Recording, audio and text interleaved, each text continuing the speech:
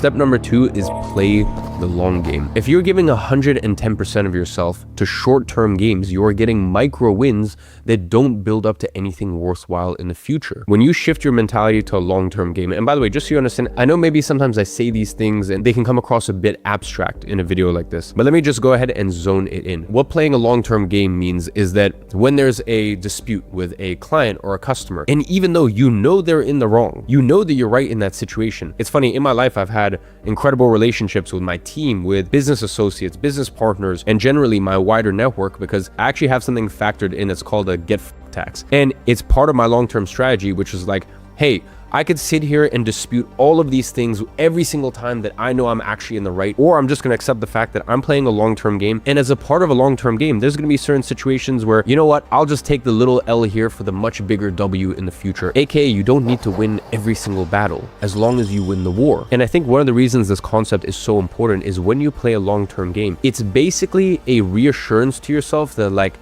you know you're gonna make it. Because when you play a long-term game, it's basically telling yourself like, hey, this is a long game.